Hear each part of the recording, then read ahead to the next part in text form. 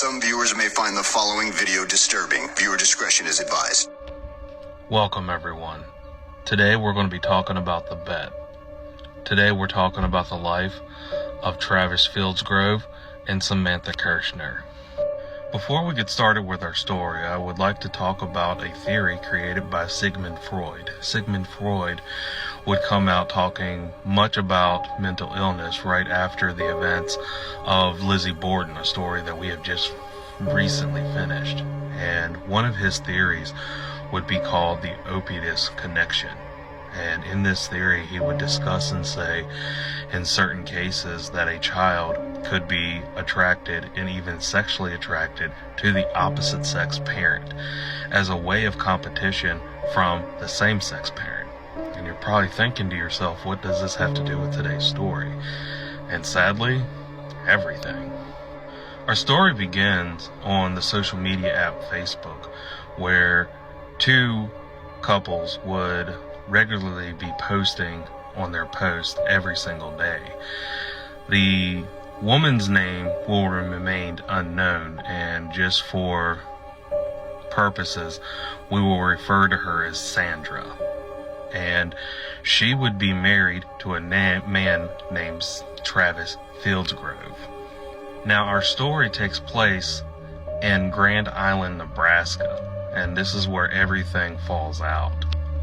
Now, as I said, our story will start on the app Facebook, where Sandra and Travis would regularly post every single day about their relationship. Now, not much is known about the relationship, but what can be said is that it was a very tumultuous relationship, where Sandra would regularly be posting on her social media app talking about how she was defending her husband Travis, that he had brought himself from so many bad habits and was doing so well for himself, and would often post every single day that she loved him and that his daughters loved him, often tagging their daughter in these posts as well, a girl by the name of Samantha Kirschner.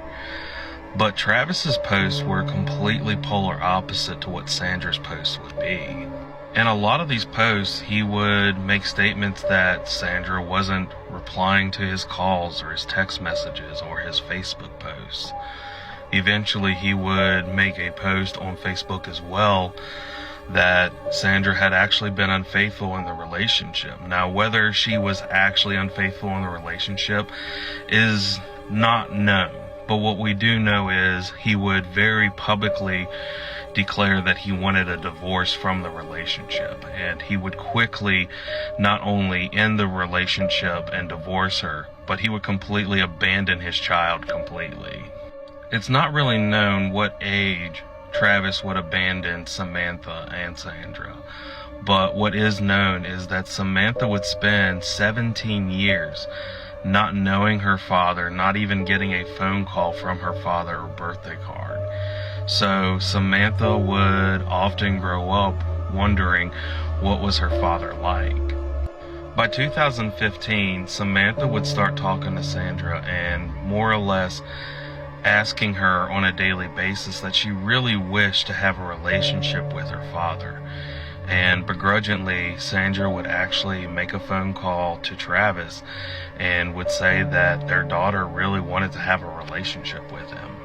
And Travis would actually meet up and meet his daughter Samantha Kirschner. And this, over the next 3 years, from the outside in, would seem like Travis and Samantha had a really good father-daughter relationship, often posting much pictures similar to this on Facebook.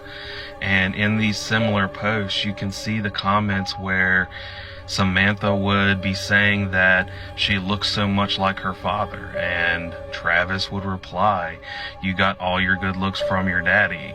And it was just little simple posts like this that it really showed on Facebook that these two were starting to bond as a father and daughter.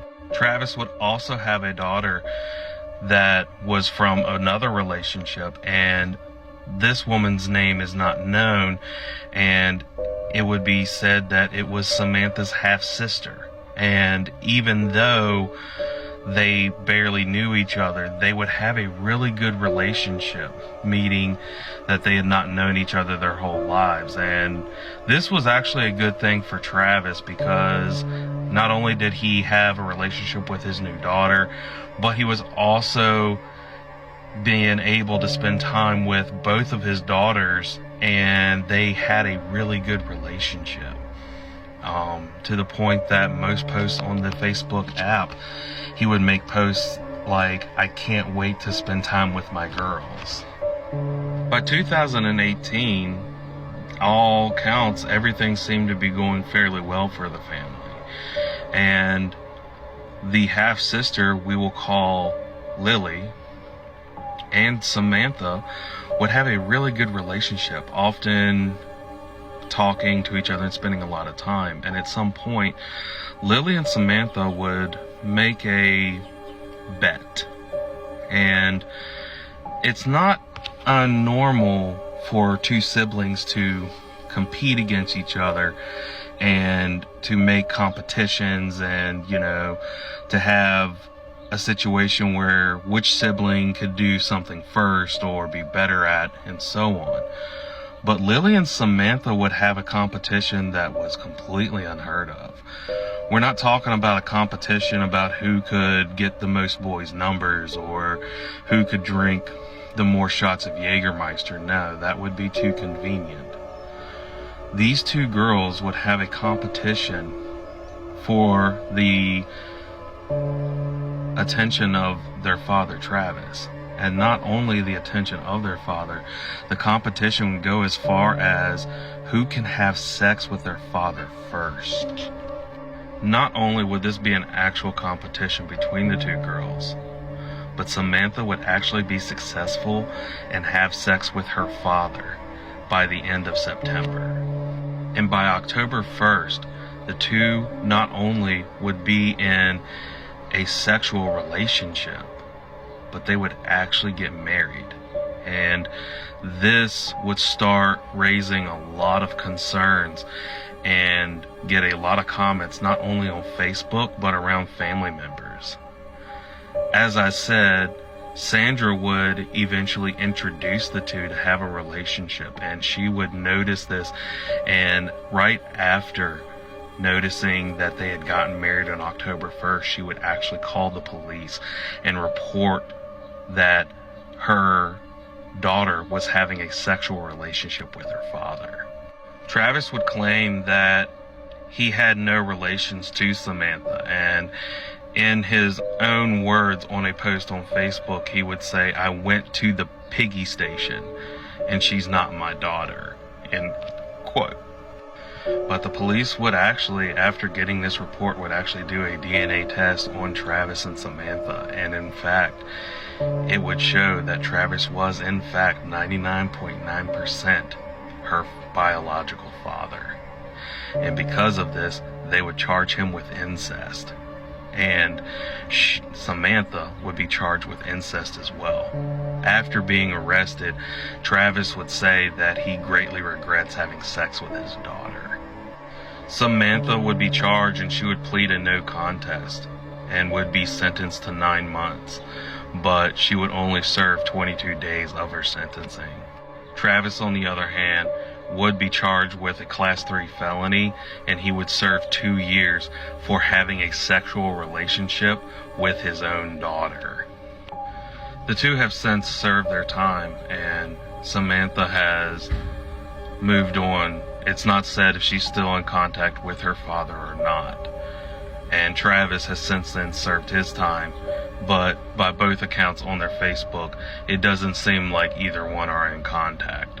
And it would also seem that no one in the family is in contact with each other, which honestly is probably a good thing. I think the only good thing that can be said about this disgusting story is that no kids came out of this situation. I think the only thing when you read a story like this, you can only ask yourself one thing. Why?